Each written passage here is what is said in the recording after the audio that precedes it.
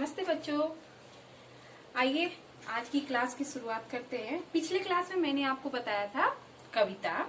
आज का हमारा शीर्षक है शेर और बहादुर लड़का। यह एक कहानी है। किसके बारे में? शेर और लड़के के बारे में। कहानी शुरू करने के पहले हम लेखक परिचय जानते हैं। लेखक परिचय है मुंशी प्रेमचंद्र जी हिंदी के श्रेष्ठ कहानीकार और उपन्यासकार हैं। कौन है ये? इस कहानी को किसने लिखा है? मुंशी प्रेमचंद्र जी ने। वो क्या है? श्रेष्ठ कहानीकार और उपन्यासकार हैं। इनका पूरा नाम धनपत राय श्रीवास्तव था। क्या था उनका पूरा नाम? धनपत राय श्रीवास्तव। इनका जन्म 31 जुलाई 1980 को उत्तर प्रदेश में हुआ। इनकी लोकप्रिय रचना गोदान, सेवा सदन, कर्मभूमि, निर्मला, ये कुछ नाम मैंने लिखा है। इनकी बहुत सारी रचनाएं हैं, इनमें कुछ ये रचनाएं हम लोगों ने लिखा है। शेर और बहादुर लड़का। देखिए बच्चों, ये है आज की कहानी। आइए बच्चों, मैं आपको पहले पाठ पढ़ के सुना देती हूँ, उसके बाद हम इस पाठ को समझेंगे। आइए। शेर और बहादुर लड़का।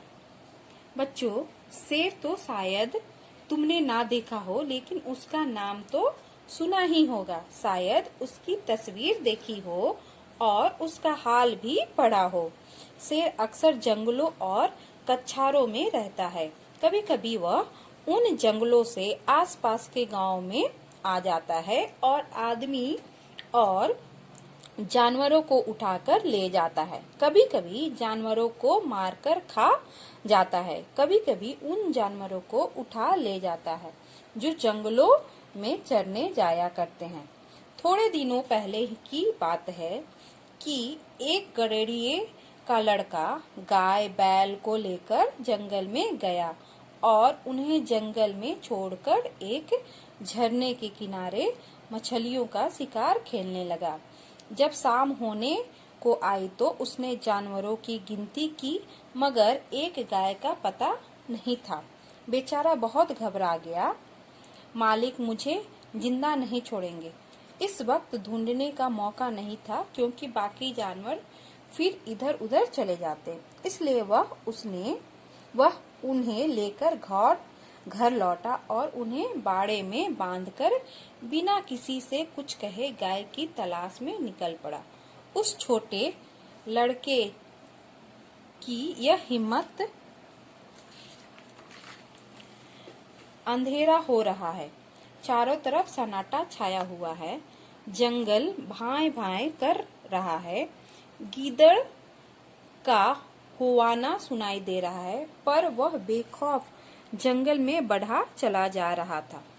कुछ देर तक तो वह गाय को ढूंढता रहा, लेकिन जब अंधेरा हो गया तो उसे डर लगने लगा। जंगल में बड़े से बड़े आदमी डर जाते हैं। उस छोटे से बच्चे का कहना ही क्या, मगर जाए कहाँ। जब कुछ न सूझी तो एक पेड़ पर चढ़ गया और उसी पर रात काटने की ठान ली। उसने पक्का इरादा कर लिया कि बगैर गाय को लिए घर ना लौटूंगा। दिन भर का थका मादा तो था ही, उसे नींद आ गई। नींद चारपाई और बिछावन नहीं ढूंढती। अचानक पेड़ इतनी जोर से हिलने लगा कि उसकी नींद खुल गई। गिरते गिरते बच गया। सोचने लगा, पेड़ कौन हिला रहा है। आंखें मलकर नीचे की तरफ देखा तो उसके रोए खड़े हो गए। एक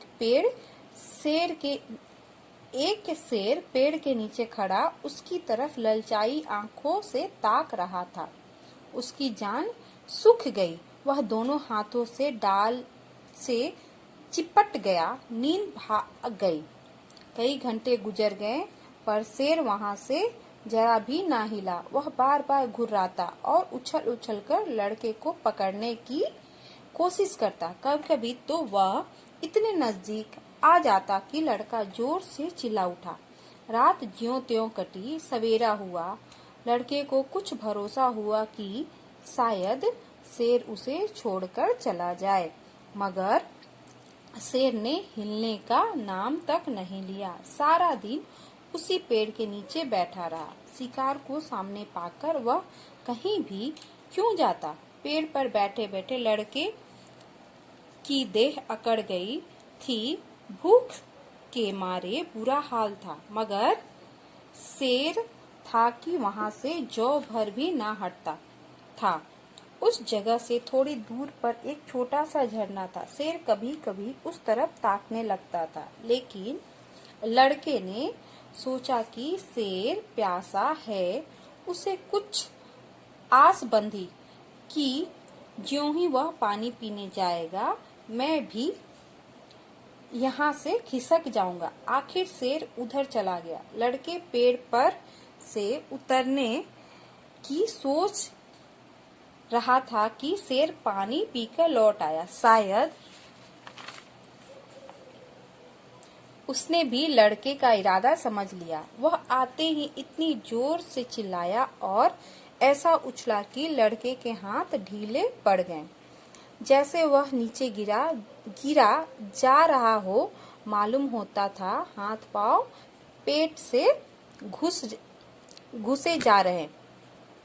ज्यों त्यों करके वह दिन भी बिता गया। ज्यों त्यों रात होती जाती थी, शेर की भूख भी तेज होती जाती थी। शायद उसे यह सोचकर गुस्सा आ रहा था कि खाने की चीज सामने रखी है और 2 दिन से भूखा बैठा हूँ। क्या आज भी एकादशी रहेगी? वह रात भी उसे ताकते ही बीत गई। तीसरा दिन निकल गया। मारे भूख के लड़के की आंखों में तितलियां सी उड़ने लगी। डाल पर बैठना भी उसे मुश्किल मालूम होता था।